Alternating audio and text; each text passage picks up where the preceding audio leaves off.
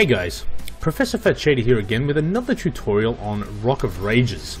This time I want to focus on one particular obstacle. It is actually towards the end of the track, however I'm just going to blast through this now, just at my own pace, just for a bit of a recap on some of the other techniques. Not expecting a zero fault, doesn't really matter. It's really just about getting it to the right point. So the tutorial I want to do today is on the obstacle right towards the end, where you've sort of got a really steep section, and then a near vertical incline. Oh, getting some weird screen tearing thing happening. Hopefully that's not transferring through to the capture. We'll see what happens.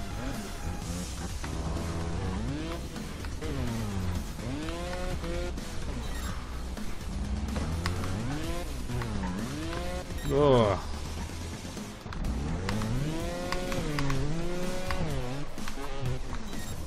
Seriously, I make that. Alright, so this is the part I want to get you guys focusing on. This is a horrible obstacle. No two ways about it. Massive gap here. Very small ramp to play around with. And the key part is trying to figure out a way to do this consistently. I don't want to get the checkpoint. Where do I start? Where do I start? Seriously.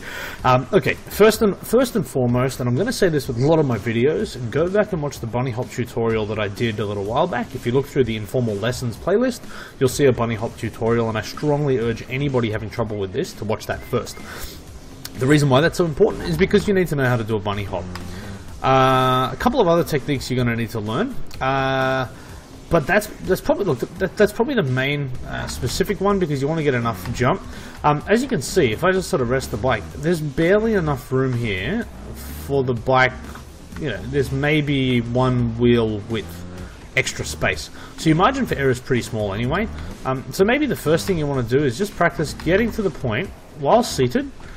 Right, and see, have a look here. So even if you just do this as a bit of practice, right? Do a bunny hop. And then what you want to do is sit back down on the bike, rotate the bike around, so your front and back wheels touch pretty much at the same time. Alright, practice that a bunch of times. And maybe this is something that we often don't give ourselves time. We always try and tackle the whole obstacle. But this one is about, like, if you did a massive sort of... Actually, I think you can probably bunny hop this as big as you can. But yeah, there's something I'd really suggest you do, is just practice getting that distance right first. If you can't make the distance, don't bother with the obstacle. Next, the way that I tend to find this work is using... Now, I just did a video on Light City Run, and I talk about this technique. I'm sorry, I can't hit the checkpoint. I talk about this technique where, as you come up to a sort of a high ledge like that, sometimes you're only going to get your front wheel, and this is certainly an obstacle where you're only going to get your front wheel up and over that ledge. What you want to try and do is, as your front wheel makes contact with the top of that ledge, hold down on the brake. What that will allow you to do is and then lean forward. And that will, the combination of having your front wheel down on the top of the ledge, holding down the brake, lean your body weight forward, it will actually continue to rotate the bike, so your rear wheel will lift higher and higher.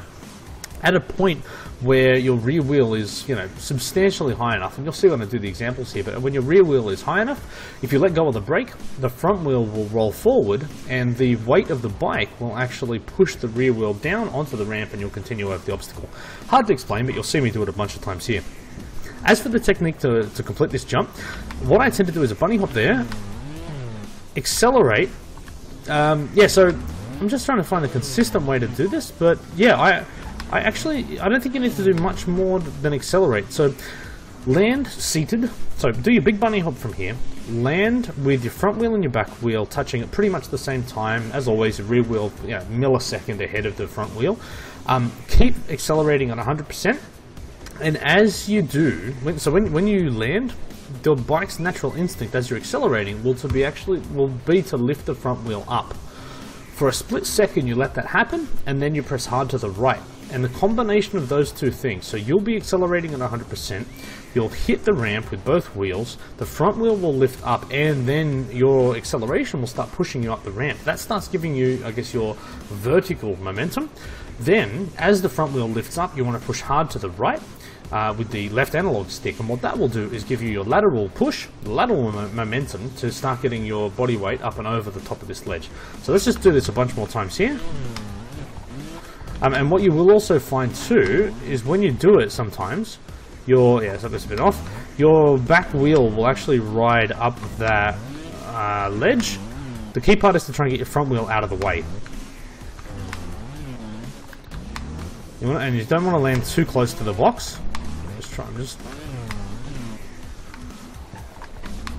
This is the hard part. I'm trying to do it consistently rather than teaching you. Yeah, so that was it there. It's a bit hit and miss, but yeah, I would actually stay seated, and then when you accelerate up, and this is I guess the hard part where you really need to get used to it. The closer you get with your front wheel to that big white box that's at the top there, the harder it's going to be. So you kind of want to give yourself a little bit of room. You only want to start pushing forward once your front wheel starts going up.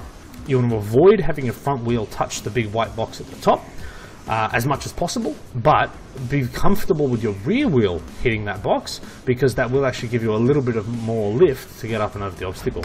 So I'll do it a bunch more times here. But yeah, stay seated, accelerate, and then just start pushing forward. And I think you actually even did myself. Oh, I might have to wrap it up here. The last thing I wanted to just point out as well. I'm just going to jump off. The last thing I wanted to point out is as you hit the top of that box, so as you start climbing up that box, ease off the throttle a little bit. As your rear wheel starts coming in contact with that purely vertical part of the box, you might want to just ramp the accelerator down to 50% or so. I tend to find if you keep accelerating too much as your rear wheel comes in contact with the vertical section, that will actually make you do a backflip. So even though you want to get a little bit of grip to push yourself up and over the obstacle, you probably only want to be pushing at about 50 or so percent. So anyway, that's it for this tutorial. Hopefully that should round out now the discussion that I needed to have on Rock of Rages, apart from Top Roach, which I will get back to at some point. Thanks for watching, guys. Keep submitting your comments. Let me know, what other tutorials you want me to cover off, or any just challenges you want me to do. And yeah, keep subscribing, guys. We're almost at 1,000 viewers and 1,000 subscribers, and that's certainly been a target I've had from day one. So yeah, we're very close, and appreciate all the people that have joined up recently. So thanks for watching, and I'll make some more of these, guys. Thanks.